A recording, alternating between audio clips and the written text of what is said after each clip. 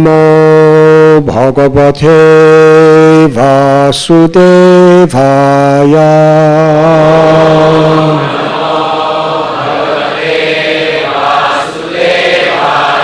Om Namo Bhagavate Vasudevaya.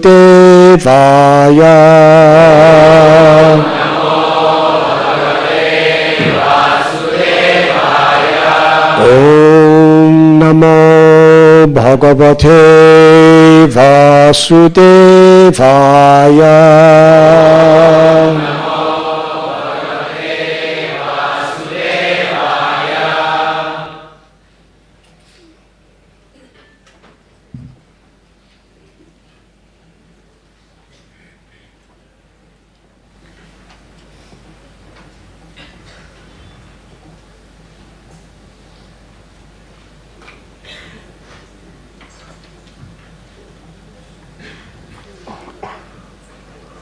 Uchu Striya Pati Niraksha Mukunda Patnis.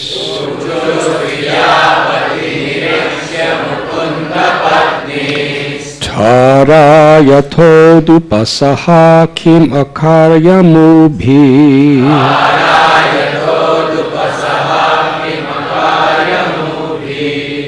Yachchakshusham Purusham Molir Udarahasa.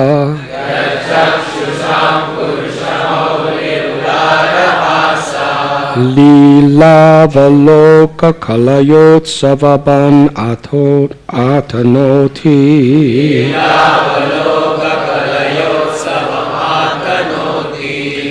Uchu Sriyapati Niriksha Mukunda Patnis.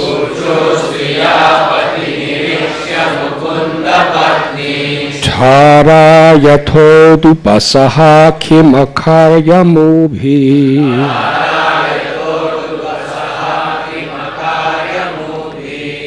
Yachchakshusham Purusham Molir Udarahasa.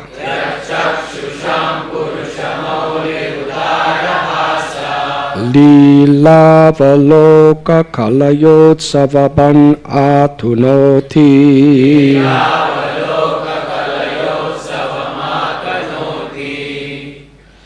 Uchu Sriyapati Niriksha Mukunda Patnis.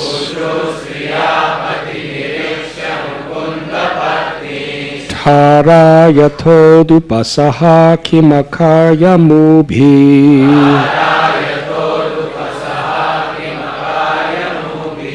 Yachchakshusham Purusham Molirudarahasa.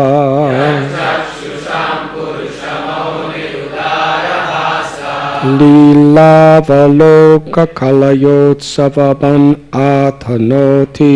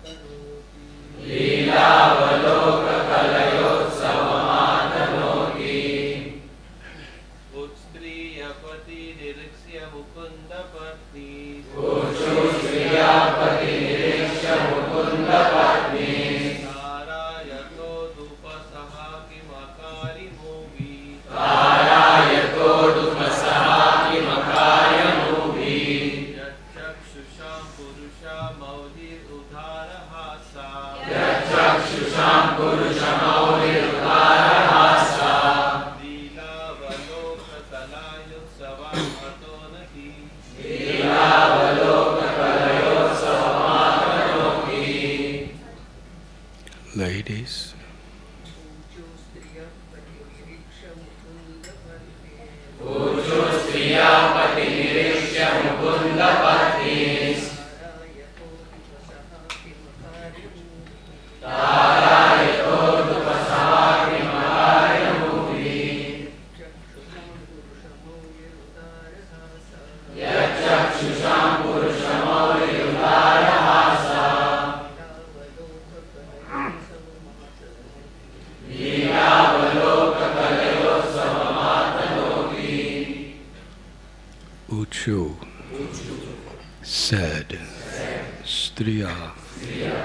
the women, Pati, upon the road, Nidiksha, sing, Mukunda, of Lord Krishna, Patni, the wives, Tara, stars, Yudha, like, Udupa, the moon, Saha, accompanying, Kim, what, Akari, was done, Amubhi, by them, Yat, since, Chakshusham, for their eyes, Purusha, of men, Mawali, the Diadem, Udara, wide, Hasa, with smiles, Lila, playful, Avaloka, of his glances, Kalaya, with a small portion, Utsavam, a festival, Atanoti, he bestows. Observing Lord Mukunda's wives passing on the road like stars accompanying the moon, the women exclaimed, "What have these ladies done so that the best of men bestows upon their eyes the joy of his generous smile and playful sidelong glances?"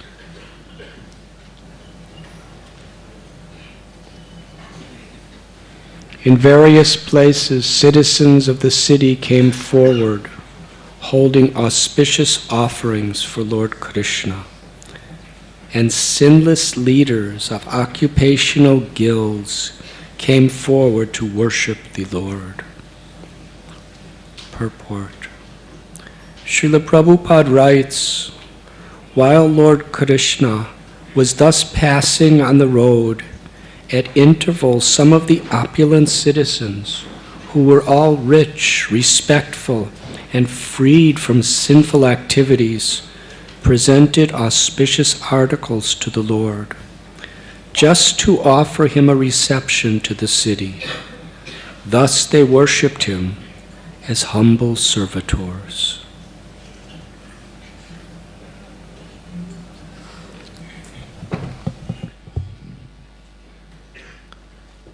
Om Agyantimidandasya Gyananjana Chalakaya Chakshurun Milidam Jena Tasmai Sri Gurave Namaha Sri Chaitanya Manobhishtam Stapitam Yena Bhutale Swayam Rupa Kadamayam Dadati Swapadantikam Vandeham Sri Guru Sri Jutha Padakamalam Sri Gurun Vaishnavanscha Sri Rupam Sagrajatam Sahakana Raghunatham Vidam Tam Sajivam Sadvaitam Savadutam Parijana Sahitam Krishna Chaitanya Devam Sri Radha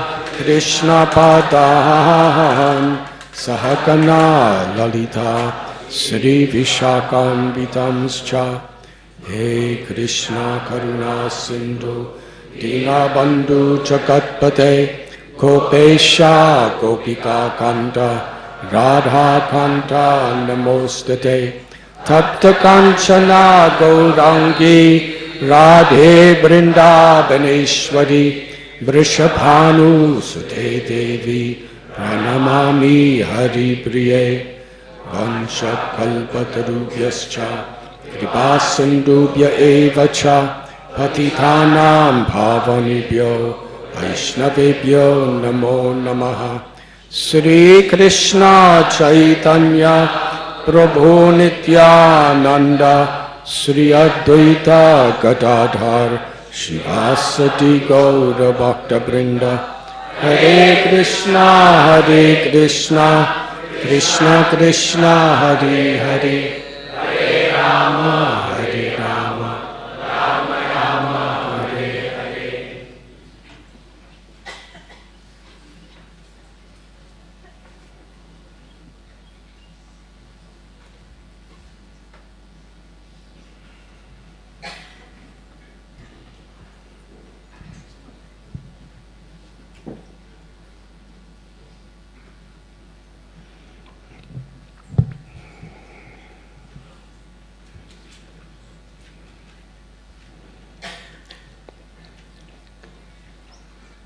In various places, citizens of the city came forward, holding auspicious offerings for Lord Krishna, and sinless leaders of occupational guilds came forward to worship the Lord. We are reading from Srimad Bhagavatam, Canto 10, Chapter 71, entitled The Lord Travels to Indraprastha. Text 36 and 37.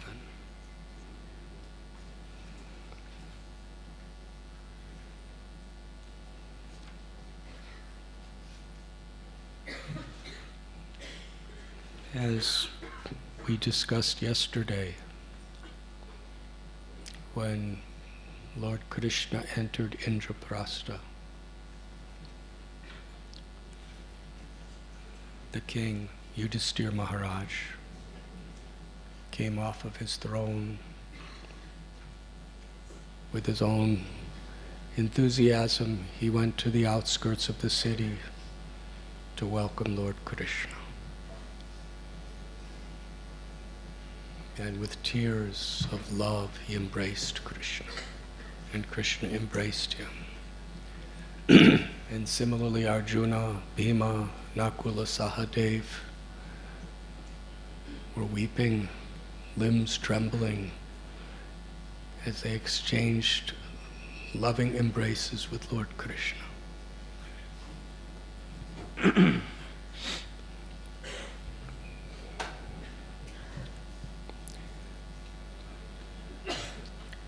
And we read yesterday how the ladies of Indraprastha, they went to their rooftops where they saw the whole city having a great utsav, a great festival to welcome Krishna. They were showering flowers upon him. They were singing his glories. The ladies, each and every one of them, through their glances and smiles, were offering their bodies, their minds, their words, their hearts, their souls to Krishna. And Krishna was reciprocating through his glances and smiles. He was accepting and giving his very self to them within their own hearts. Today's verses, we find every different type of citizen of Indraprastha was having the same beautiful relation of reciprocation, of affection with Krishna. Whether they were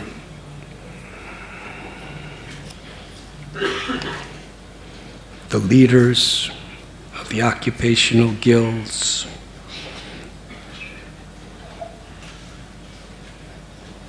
every type of citizen, they were completely united in one spirit to celebrate Krishna's arrival. And the concept of Varnashram Dharma from a Vaishnava perspective is very much illustrated in this. Atha pumbir dvijastareshtas varanashrama vibhagasha shvanushtitasya dharmasya samsadyar haritoshanam. Whatever our varna or ashram, whatever our occupation or our particular status in society. Our only purpose is truly to give pleasure to Krishna, to serve Krishna. And that is the true unity of humanity. When we have a common purpose, not based on fear, not based on the troubles that we will all endure if we do not unite, not based on some political alliance to help each other, to defend ourselves from some other enemy. There are so many ways people become united. Some become united because if we're united, we all make more money. We all become more powerful.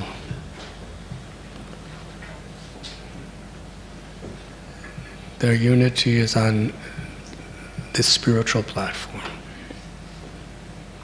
Whatever differences, we are all eternally Krishna's servants. And what will please Krishna is the only success of our life.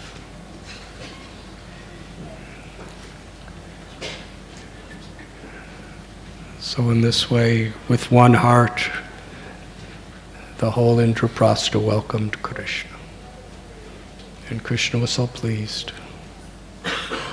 He describes in today's verse that they were so happy to see the good fortune of Krishna's queens. Every lady in Indraprastha would be so honored to be Krishna's queen. We have read in the previous chapter how Krishna reciprocated with each and every one of his queens. There were 16,108. And Narada Muni came to visit Krishna to see how he's living in this way. He's already created this island called Dwarka, and now he's living there. So he went to one palace of Rukmini, and Krishna was sitting on a little seat, very beautiful seat, with Rukmini and all of her associates around, and Krishna got up and offered his respects to Narada and put Narada on his own seat and washed his feet, and Rukmini Devi was fanning Narada Muni. They're living in a beautiful palace, most beautiful palace in all of creation. And Narada Muni is homeless. I don't think there's any scripture that I know of, Radhe Shyam may know, but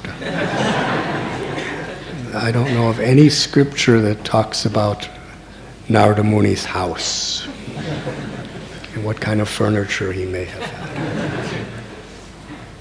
He's always traveling. I never even heard of him going to sleep, actually. Where does he sleep? He's just always going somewhere to chant Krishna's names and give Krishna to someone. Whether it's a king, or whether it's a hunter, or whether it's a dacoit, or whether it's a business person, or whether it's Krishna. He's going everywhere, giving bhakti, devotional service. So here is this homeless sadhu and the goddess of fortune. Rukmini Devi is rendering personal service to him. Now for most people, if the goddess of fortune was offering you chamara and willing to give you any benediction, you may be tempted to ask for something. But in Narada Muni's case, Krishna and Rukmini were asking Narada Muni for blessings because they wanted to show he has real wealth. He has compassion. compassion for everyone. That compassion is an expression of his love for Krishna. Narada Muni went to so many different palaces. And in each palace, Krishna was there. And in each palace, Krishna was doing something completely different, with different queens, with different children, with different friends. And he spent so much of the day going palace after palace after palace, seeing, and in every palace when Krishna saw Narada Muni coming, it was as if he hadn't seen Narada Muni for such a long time. He came running, Narada Muni, you are so merciful, so kind, you have come to bless my palace. It's not that he said, I just saw you a few minutes ago in my other palace. He wasn't, every form of Krishna was the same exact Krishna, but revealing his opulences. In each palace, Krishna was so surprised that Narada Muni came.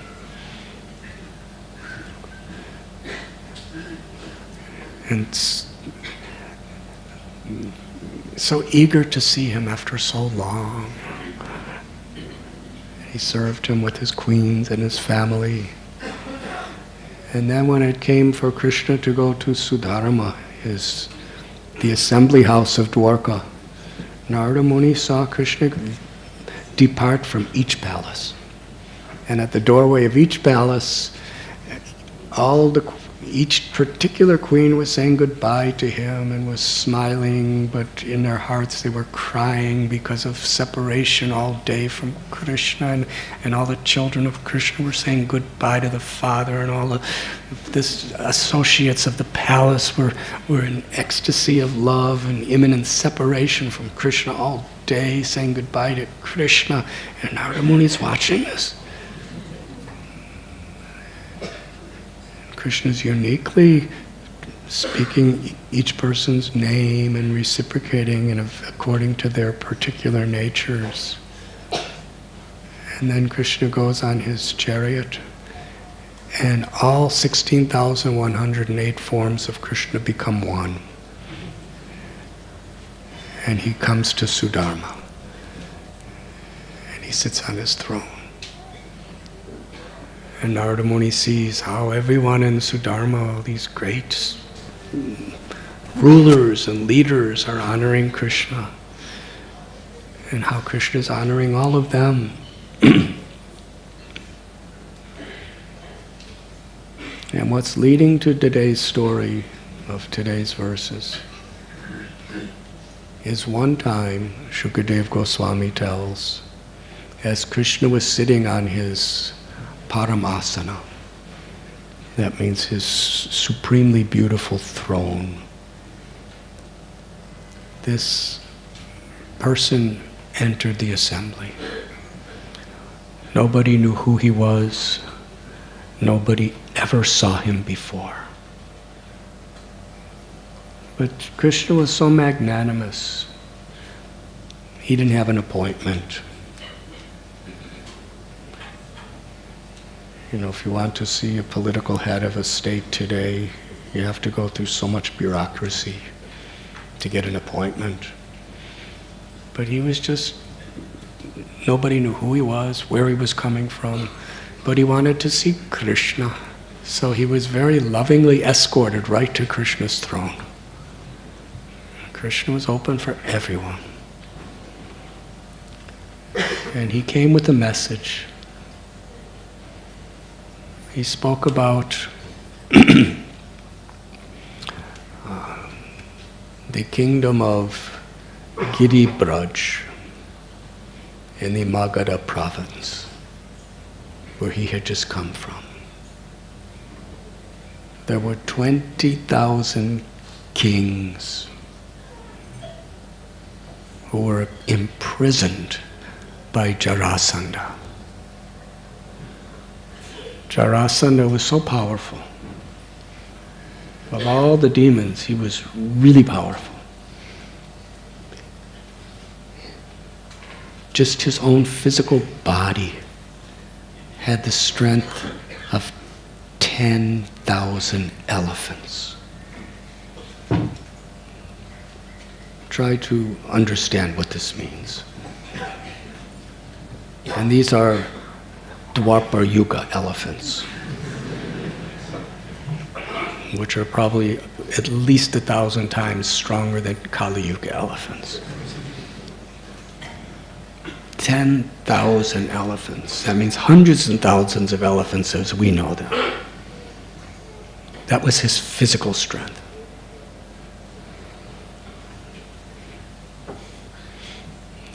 Last night I went to Radhikapati Prabhu and his family, Krishna Charan Prabhu, to their, I don't remember the name of it, Govinda Prabhu knows. I don't think he goes there for any other reason than to give blessings. But it's some sort of fitness factory where people become physically strong. Can you imagine if Jarasandha came there? He could lift the whole building up in a second. He had powerful mystic cities.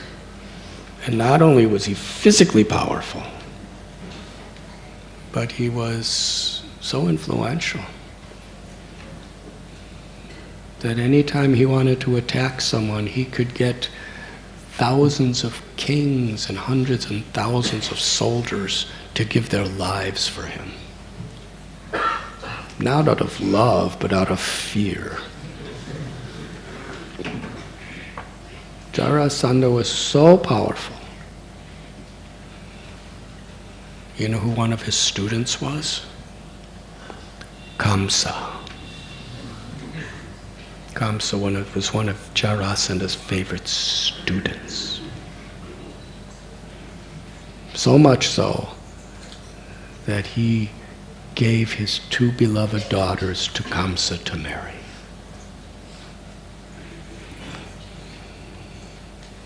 So in this way, to be the son-in-law is a very subordinate position. So we read about Kamsa, how atrocious and how demoniac he was.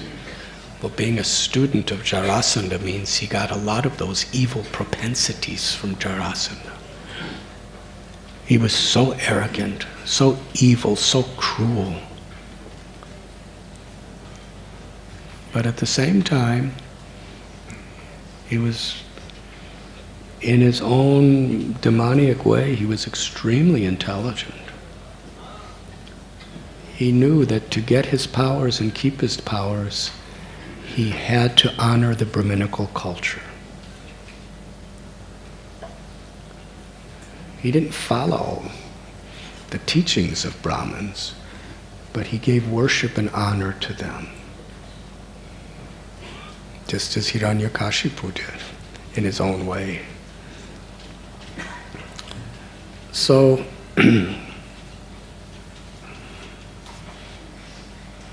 this messenger was telling how these 20,000 kings were all prisoners because Jarasandha was conquering all directions. That when he or his soldiers went to any kingdom, they demanded total surrender. Give us your complete allegiance. Whatever property you own is now under Jarasandha's jurisdiction. You pay him what he wants you to pay. In other words, they could be kings of their provinces as long as they were his slaves, in a sense. So most people would surrender to him, because it's either surrender or die. Because it was well known that Jarasandha was a devotee of Mahabhairava, a form of Shiva.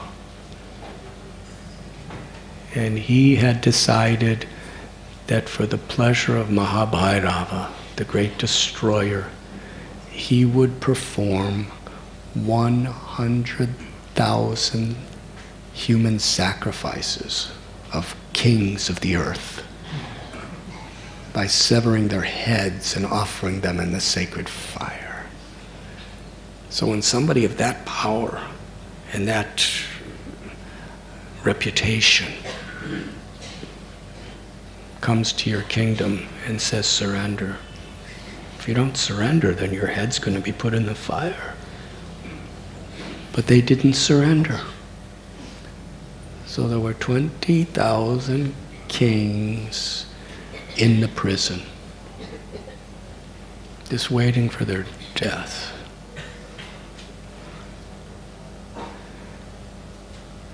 And they sent this message to Krishna, that you have descended into this world because you are so merciful. In your form of time, you destroy everything. And now we are in this helpless condition. We cannot fight against Jarasandha. All of us together do not equal him. We are helpless. Please protect us. You are our only hope. The kings were completely taking shelter of Krishna. The messenger said that Krishna, you defeated Jarasandha 17 times. But on the 18th time, by your own pastimes of appearing like a human, you ran away. And in Kshatriya way of thinking, to run away from battle is a far greater defeat than being killed. If you're killed on the battlefield, it's considered heroic. But if you run away, it's considered the worst defeat. You're a coward. So when Krishna ran away from Jarasandha as Ranchor, we glorify Krishna for that. But Jarasandha he was so under the illusion to his false ego. His arrogance, his false pride inflated uncontrollably. I defeated Krishna. And now he was really causing havoc, because he felt nothing and no one could ever stop him. So the kings were giving this appeal. And the messenger, he told Krishna, they are asking, please, please save us.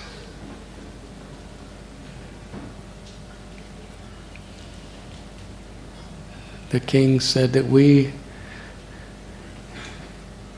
know that only people who are really foolish and under illusion due to their past sinful activities, they think that they can be enjoyers of this world, not knowing that the only happiness for the soul is in loving you and serving you.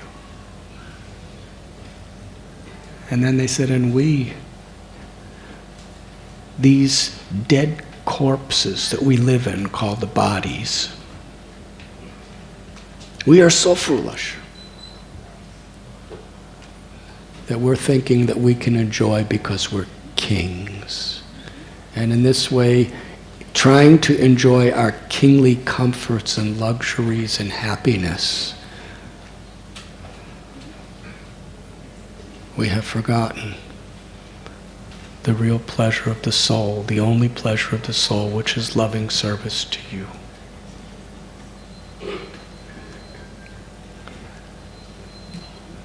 The kings, many of them obviously were very pious people, but even pious people become distracted by their material responsibilities, their material circumstances, by materialistic people around them, whether they're sinful people or even pious people.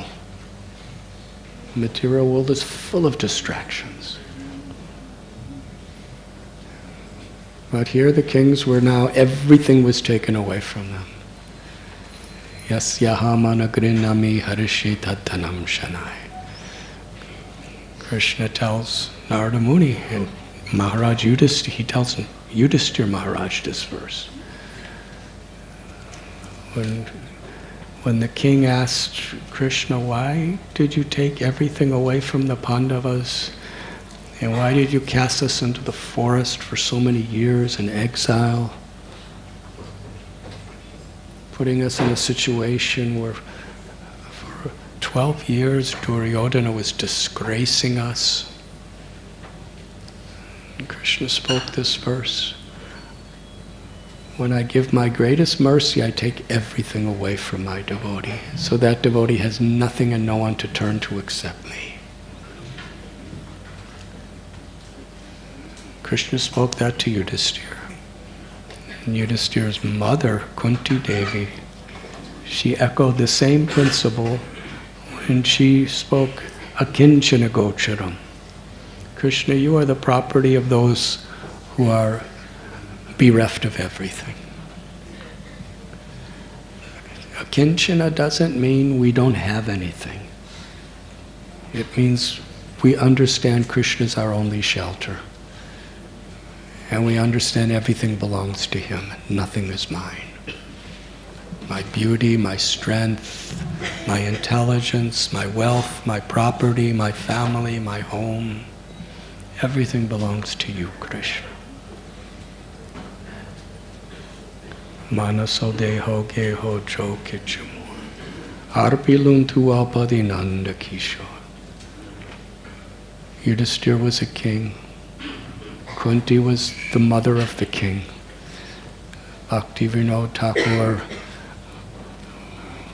was a magistrate, a householder, Paramhamsa.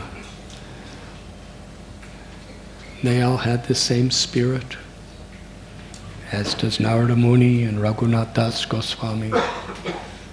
Whether we're sannyasis or babajis, or whether we're brahmacharis, or business engineers, farmers, housewives, students. Surrender is this spirit. Everything belongs to Krishna. And in this sense, we really take shelter of Krishna. Because when we're no longer distracted by the arrogance, the ego of I and mine, then we can actually be receptive to the reality of this material world. Everything's temporary. By the power of time, everything is being taken away, everything will be taken away. It's so obvious. But when we become distracted by material attractions and aversions, we just don't really feel it. We don't really experience it. And understanding is not just an intellectual conceptualization. To actually know is realization. It's an experience. We see how time is consuming everything and everyone. We see how Maya Devi is working. And if we actually understand the material world as it is, Brahma bhuvana loka punar avartanorjana mamupeti tukontia punar janmana vidyate, then in whatever situation we're in, we will helplessly take shelter of Krishna. In victory or defeat, honor or dishonor, happiness or distress, health or disease, success or failure, whatever situation we're in, we see how material and nature works. And we understand. And the eternal soul But in this world, I'm so forgetful, and I'm so vulnerable, whoever I am. And we take shelter.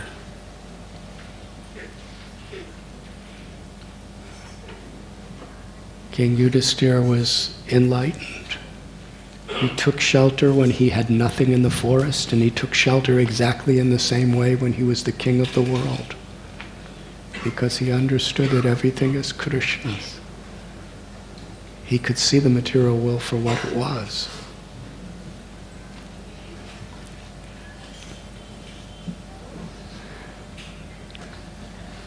So these kings were very fortunate. They were in the prison of Jarasandha. It was a reality. They weren't just reading something in a book. They were seeing Jarasandha every day. Face to face, Jarasandha. With all his cruelty. They were seeing his human sacrifices, knowing that they were going to be next.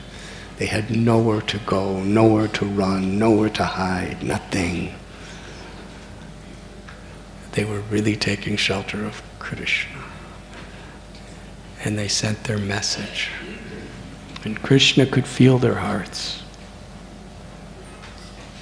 And meanwhile, the Yadu dynasty, they were listening to this message of the cruelties and the arrogance and the demoniac nature of Jarasandha.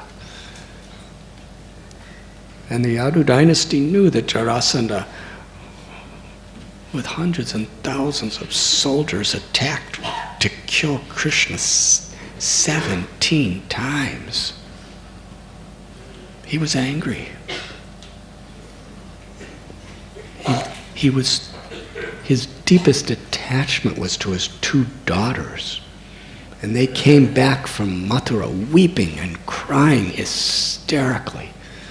Now they're young women and they're widows. And they put all the blame on Krishna. Our husband was so good, he was protecting us. He was such a great man. And this Krishna, those widowed daughters were really blaspheming Krishna. And seeing how much pain Krishna gave to his daughters, and how Krishna killed his best friend, favorite student, and strongest ally, Kamsa, Jarasandha, his mind went totally wild with revenge. He had to kill Krishna. He could find no peace of mind, anything, unless he avenged the death of his son-in-law. And he was so completely mad with this desire for revenge, which is born of envy and hate. And even though Krishna destroyed all his armies 17 times, captured him, left him in a helpless condition, and then humiliated him by letting him go. And the reason he let him go, because Krishna came, paritranaya sadhunam vinashaya chatuskratam. He came to annihilate the miscreants. Bhumi Devi, Mother Earth, in the form of a cow, came to Brahma, and Brahma brought Shiva and all the demigods to the ocean of milk to pray to Vishnu to save them. Because Mother Earth was being trampled on by people like Jarasandha and Shishupal and Kamsa. She was praying. All the demigods were praying.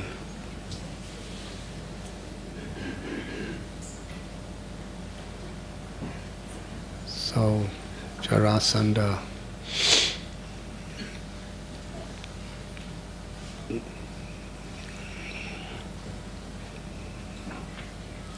he was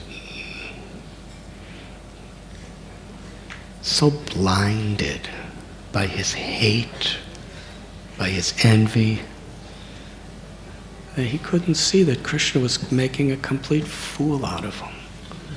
And Krishna kept letting him go, so he would bring millions of more kings for Krishna to annihilate.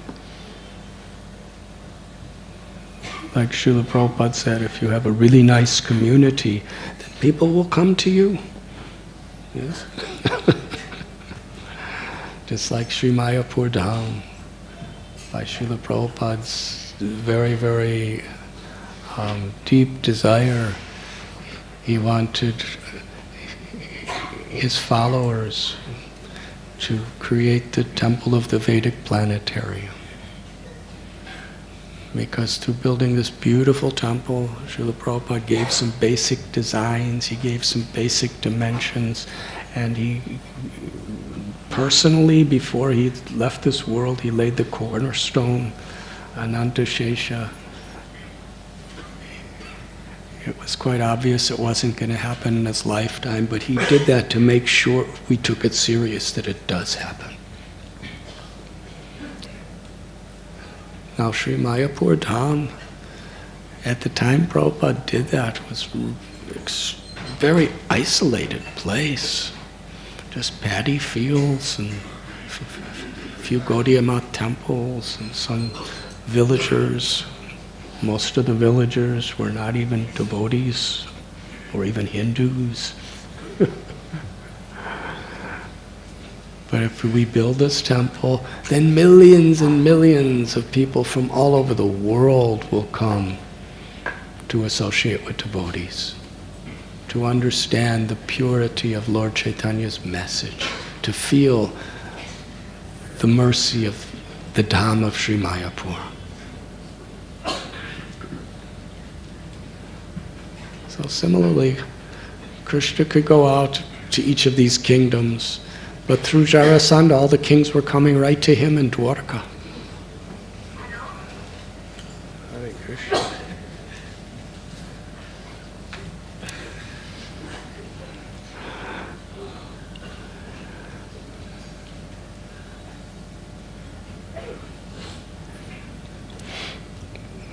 So the Yadus, they were really enthusiastic. They were angry. They were on fire to go with all their armies and squash this Jarasandha once and for all. After all, he was, besides his cruelty to all these kings, he was so blasphemous of Krishna. They couldn't tolerate it. So there was excitement in the Sudharma assembly hall. The Yadus were ready to attack. And then Narada Muni came in. And Krishna in front of everyone, he was so jubilant to see Narada Muni. He offered Narada Muni a very nice seat. He worshipped Narada Muni. And then Krishna asked Narada Muni, how are the Pandavas? And Narada Muni explained how Maharaj Yudhisthira wants to perform the supreme of all sacrifices, or yagyas, called the Raja Surya. And he wants to perform this Raja Surya yagya for one reason. You see, in order to perform this particular ceremony, you have to, every king in the world has to accept your superior position and accept themselves subordinate.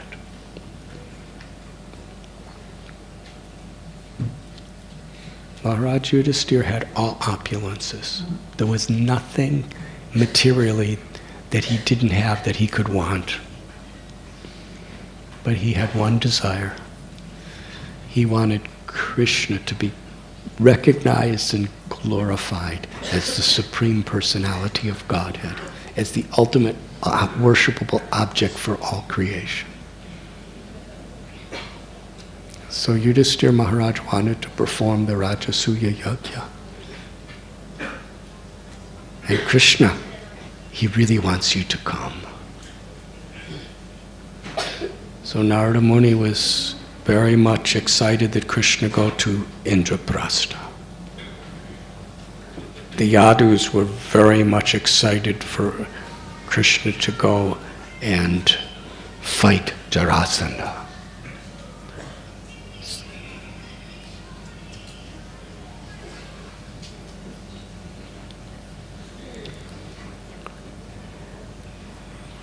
So there was a serious disagreement here. They weren't fighting. Doesn't discuss in the Bhagavatam that there was arguments, but they very much had their own ideas of how best to serve.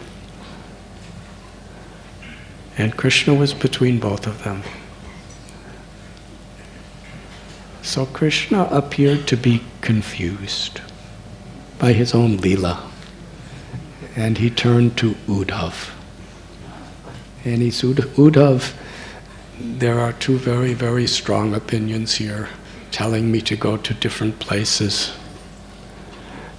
Now, if Krishna wanted to, he could have expanded himself and done both. Every day he expands himself into 16,108 forms. When he went to Mithila, Bahulaswa invited him, please come to my palace, and Shrutadev said, please come to my straw hut. Krishna just went both at the same time to make everyone happy. So Krishna could have done. But Krishna wants to glorify his devotee. So he appeared to be needing help. And he turned to his dearmost friend Uddhav and said, Uddhav, you are like my eyes, and you are filled with wisdom and intelligence. And you know the art of giving good counsel, advice. So please tell me what I should do.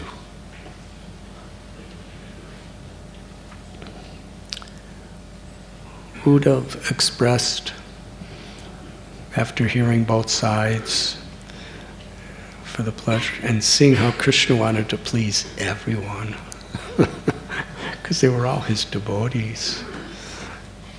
But there's a difference between how warriors like the Yadus think and how sages like Narada Muni think. They have two different kinds of mindsets. But what they have in common is they're completely surrendered with pure unalloyed devotion for Krishna's pleasure. Unity and diversity. This concept of unity and diversity is very dynamic. Unless we really are in that mood for the pleasure of Krishna, it could create a lot of chaos. Because we are all thinking, we're naturally all thinking we're right. And we really believe it. And we have so much evidence. Because that's our nature.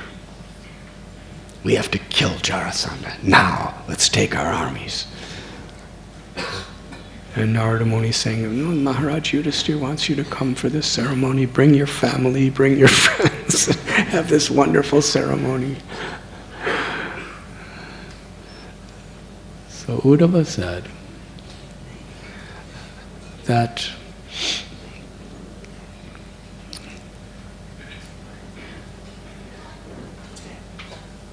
if you go to kill Jarasandha, then that will be an inseparable act to facilitate Yudhisthira Maharaj's Rajasuya. Because as long as Jarasandha doesn't surrender to Yudhisthira, Yudhisthira can't do the Rajasuya.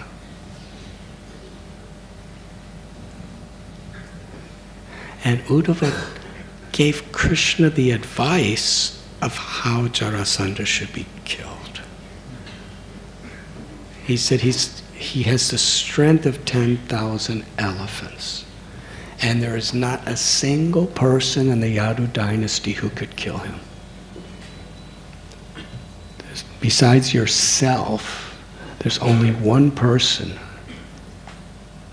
who has the strength that's equal to Jarasandha, and that is Bhima. Now Jarasandha has hundreds and thousands of soldiers around him, ready for battle. So it will be very difficult to defeat him with all of his armies.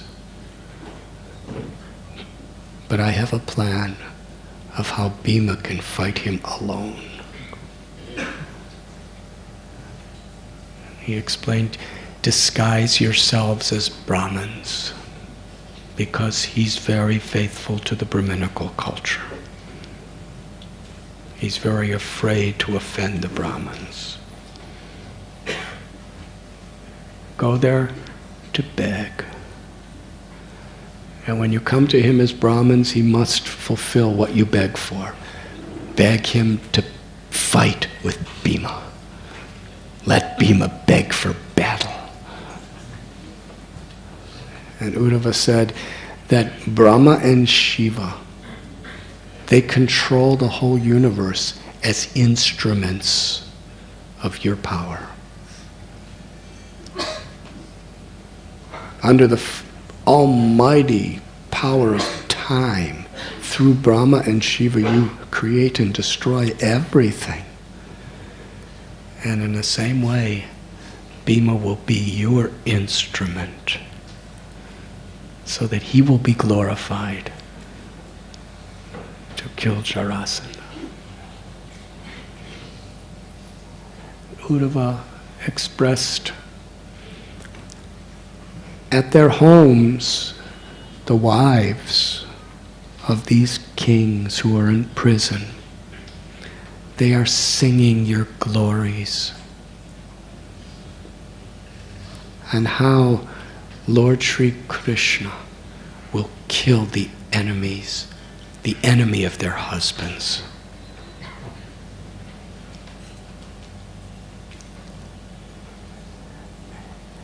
The children of the kings, when they cry out in separation from their fathers, their mothers tell them, please do not worry. Krishna will kill the enemy of your fathers.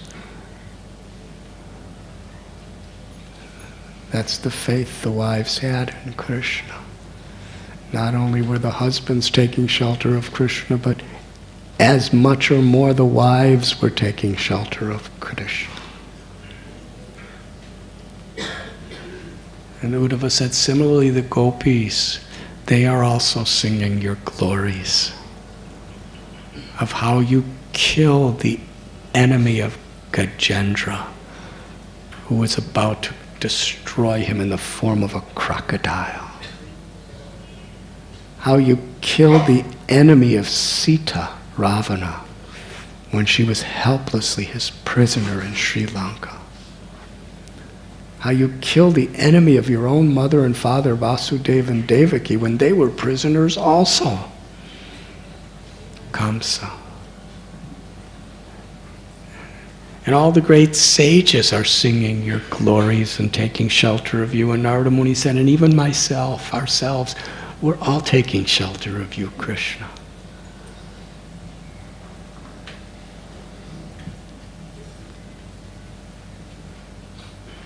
From this beautiful verse of Uddhava, we can understand in our own lives. Srila Prabhupada and our acharyas, extracting the very essential message of all the scriptures, have told us that the mind, when it is controlled, it's our best friend. When it's not controlled, it's our worst enemy. In fact, Srimad Bhagavatam tells that actually there is no other enemy than our own uncontrolled mind. Krishna tells in Bhagavad Gita, for one who sees me everywhere and everything in me, for that person I'm never lost, nor is he ever lost to me. So when our mind is pure and clean, we see Krishna everywhere. We see the opportunity to serve Krishna everywhere. We see the hand of Krishna behind every situation.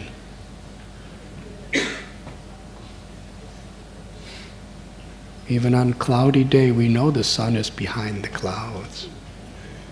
The clouds are just temporary covering. So for a devotee, in whatever situation they're in, they know that Krishna's with me. Krishna's in my heart. Krishna's with me, always there to give me shelter if I sincerely turn to Him and call out His holy names.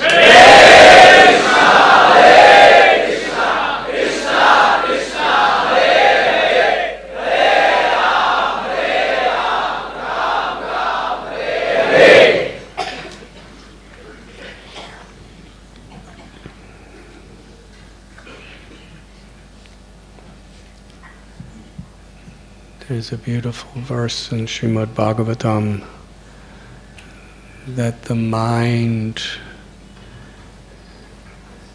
it is like a very dangerous wild animal that wants to kill you. And when you catch that, you have to keep very close guard over it, because if you're the slightest bit inattentive, it will attack you. Sorry. That wasn't me, that was my uncontrolled mind.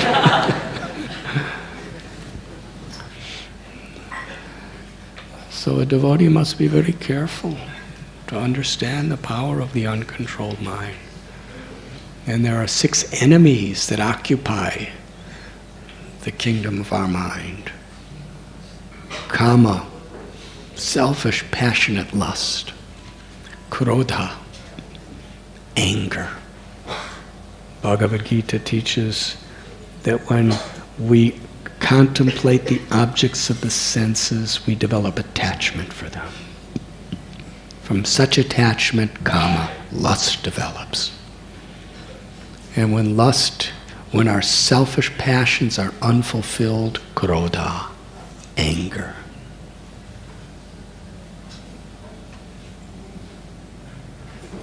And just as kama can completely capture our minds, and control our words and control our actions, similarly anger can do the same. And greed, insatiable greed. With the mind, when it's captivated by greed, it pollutes the intelligence, and we think we have the right to cause so much pain and suffering to others just so that I can get more. And arrogance, the conception of the obsessive need to feel oneself superior to others. And envy. If someone else appears to have more than me, then I burn. I can't tolerate it. I have to somehow or other I have to destroy that obstacle in my mind by whatever means are required.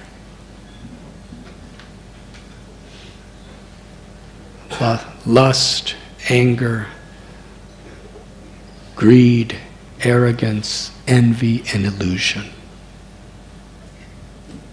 Where we forget that we are the eternal soul. And in that condition, we're so vulnerable to be distracted on this bodily and mental platform. So these are the 6 enemies.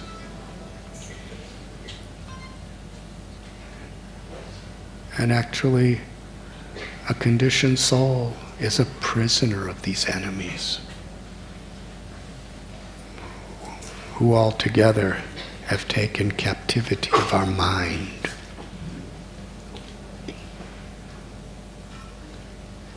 And this uncontrolled mind filled with these 6 enemies is actually millions of times more powerful than Jarasandha. We read about the prowess of Jarasandha, but where is he getting his prowess from? Because he's captured by these 6 enemies. He's a slave. He who's enslaving everyone else, he's a slave of these 6 enemies. He's an instrument of arrogance and envy and lust and greed.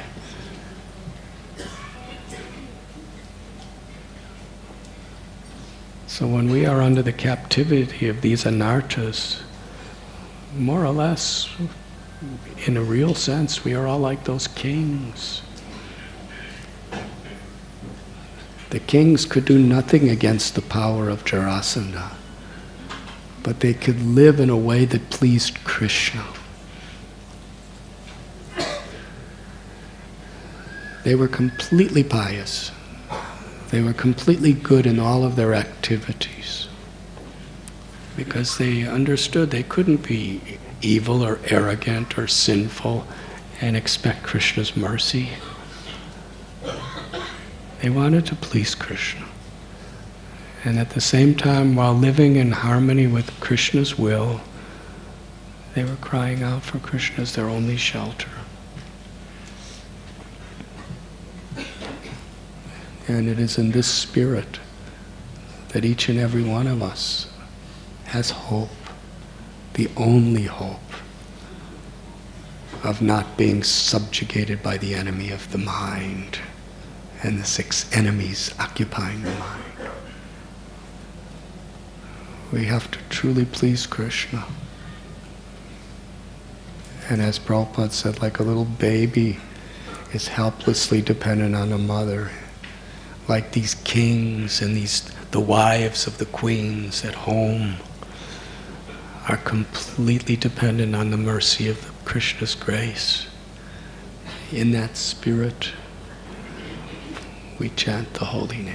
Hare Krishna, Hare Krishna, Krishna Krishna, Hare Hare, Hare Ram, Hare Ram, Ram Ram, Hare. Baladev Prabhu gave us so many nice stories of the December book distribution marathon. Why are devotees so enthusiastic? Because we see the world, everyone is like those prisoners in Jarasandha's prison. The controller of Jarasandha, forgetfulness of Krishna, is so much occupying and subjugating the world. And we're trying to give them that message. Because people make friends with their enemies without knowing. And Bhagavad Gita, Srila Prabhupada's books, commentaries, are giving people an understanding that we are the eternal soul, we're not these temporary bodies. Everything does belong to Krishna. And Krishna is our true shelter. And Krishna has so mercifully appeared in this age of Kali, especially in his holy names and in the hearts of his loving devotees.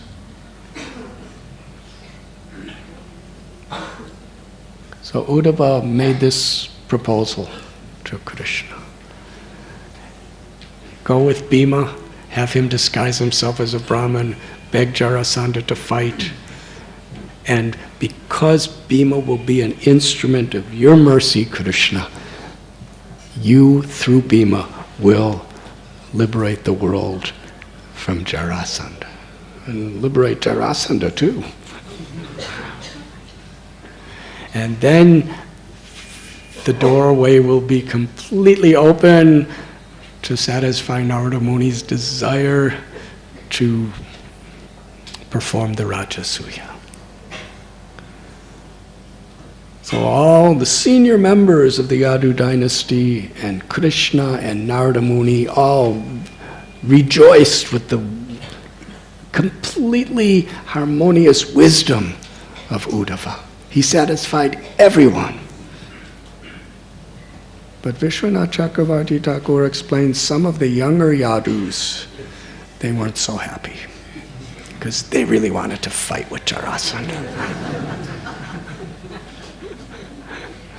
But the senior ones were all really happy. And Krishna was really happy. And it was quite unanimous among all the seniors. Narada Muni, yes, this is what we will do. So then Krishna decided we will go to Indraprastha. The plan was he would go to Indraprastha, he would meet Yudhisthira Maharaj and the Pandavas, and then when Yudhisthira Maharaj and the Pandavas tell them that we have actually conquered everything except Jarasandha, then for the pleasure of Yudhisthira, Krishna will go with Bhima and Arjuna to meet with Jarasandha.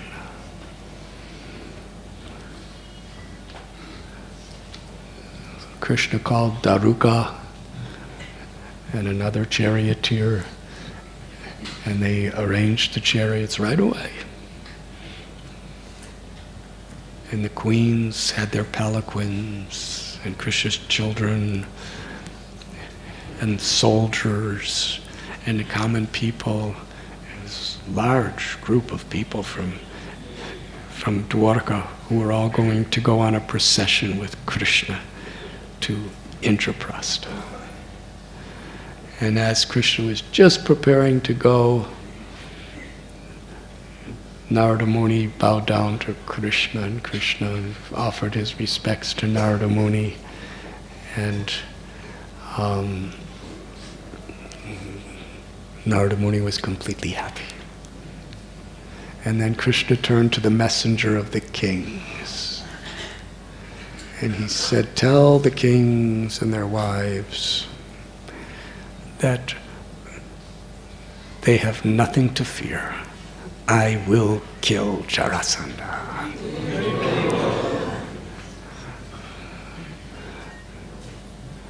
And he went back and he told the kings, and they had complete faith in Krishna's words.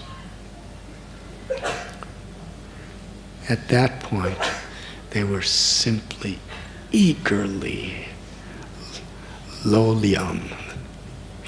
Just this eagerness, intense eagerness to see Krishna. And in this spirit, they were glorifying Krishna, talking about Krishna. Their minds were completely filled only with Krishna as they chanted his holy names. Hare Krishna, Hare Krishna, Krishna Krishna, Hare Hare, Hare Ram, Ram Ram, Hare Hare. So we are reading in these pages of Srimad Bhagavatam how these kings who have everything's taken away from them, they're in prison, they're about to die and be tortured, their wives are completely forsaken of everything, of hope for their future, and what will Jarasandha do to them after he kills their husbands. They're taking shelter of Krishna, eagerly awaiting his arrival. And in the same spirit, Indraprastha, they're free, they have all opulence and all wealth and all luxury. They have no problems. And in the same spirit, they are eagerly welcoming Krishna. Maro birako bijo icha tohar. Bhaktivinoda Thakur says, in whatever situation we're in, we take shelter of Krishna. So the contrast of these two situations that the devotees are in is very, very instructive to us. The citizens of Indraprastha who are living in incredible material prosperity are giving their hearts, their souls with eagerness to welcome Krishna. And the kings who are living in prison, about to die materially, everything taken away, are in the same mood of eagerly anticipating the arrival of Krishna. And here at Sri Sri Radha Gopinath Temple, Krishna's here.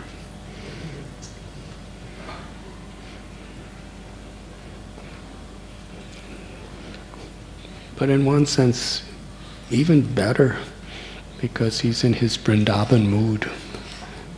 He's with Srimati Radharani, giving their darshan to us, giving their shelter to us, calling us into their eternal pastimes, with the promise, if you just take shelter of me, as the servant of my servants, and chant my holy names, then he will kill all our enemies and give us eternal happiness in his eternal abode.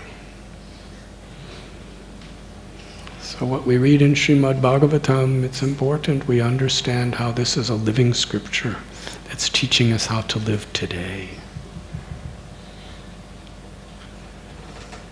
But when we come before Radha Gopinath, do we have the eagerness and the gratitude? And do we understand the grace we're receiving, like the kings, the imprisoned kings, or the jubilant residents of Indraprastha? Yayata mam prapadyante tam stataiva bhajamya. In whatever situation, Krishna will reciprocate according to our mood of surrender. So we come to the temple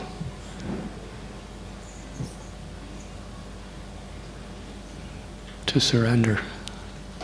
Krishna, I'm yours. And in the association of so many devotees, when we share that experience, it's truly a festival. Thank you very much.